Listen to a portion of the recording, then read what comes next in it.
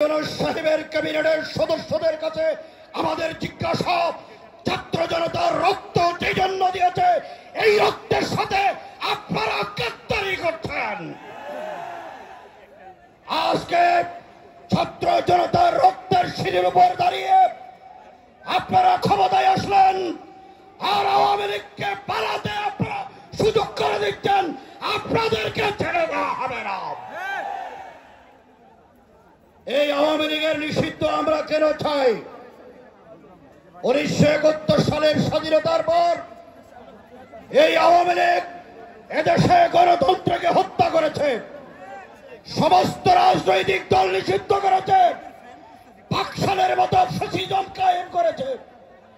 এই আওয়ামী লীগ হাজার হাজার দেশপ্রেমিক আলেমদেরকে রাজাকার আখ্যায়িত করে জেলে বন্দী করে নির্যাতন নিপীড়ন চালিয়েছে।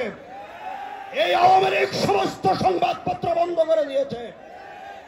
এই আওয়ামী লীগ 96 সালে ক্ষমতায় আসার পর এই দেশের আলেম সমাজের সূর্য সন্তান শেখুল হাদিস আল্লামা আজিজুল হক, মুফতি আমিনী সহ উলামায়ে ইকরামদেরকে মিথ্যা মামলা দিয়ে জেলে বন্দী করে হয়রানি করেছে। এই আওয়ামী লীগ আল্লাহর পবিত্র কোরআনের বিধান ফতোয়াকে নিষিদ্ধ করেছে।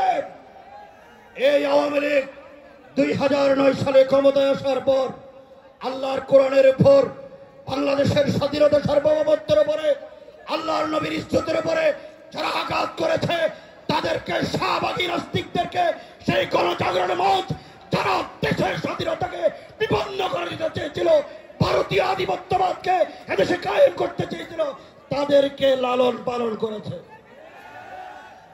এই আওয়ামী লীগ পিলখানা আমাদের সূর্য সন্তান পিডিআরদেরকে হত্যা করে এদেশকে একটি অকার্যকর রাষ্ট্র পরিণত করার চক্রান্ত করেছে।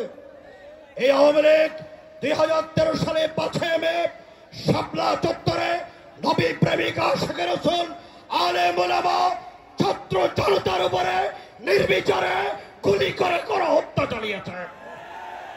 এই আওয়ামী লীগ পার্শ্ববর্তী এই আধিপত্যবাদী আগ্রাসনবাদী ভারতের কুখ্যাত খুনি সন্ত্রাসী গুজরাটের কোথায় মোদীকে এনে বাংলাদেশের জনতার উপরে গণহত্যা চালিয়েছে। এই আওয়ামী লীগ জুলাই বিপ্লবের ছাত্র জনতার উপরে নির্বিচারে গুলি চালিয়ে এদেশের রাজপথ রঞ্জিত করেছে। সুতরাং এই আওয়ামী লীগ বাংলাদেশের মাটিতে থাকতে পারে না।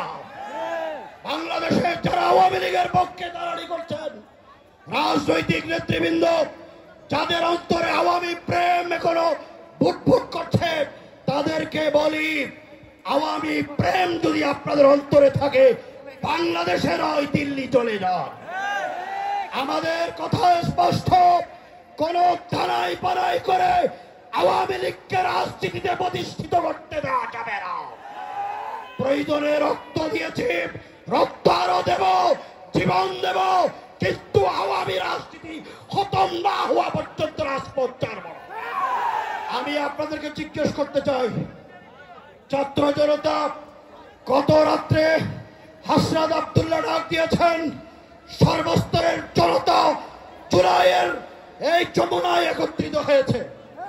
আমি আপনাদেরকে জিজ্ঞেস করি, ডক্টর ইউনূস যতক্ষণ পর্যন্ত আওয়ামী লীগ নিষিদ্ধের ঘোষণা না দেবে, এতক্ষণ পর্যন্ত এই রাজপথ দখলে রাখতে কারা কারা প্রস্তুত? নসরুম মিনাল্লাহি ওয়া ফাতহুন করিব। আসসালামু আলাইকুম।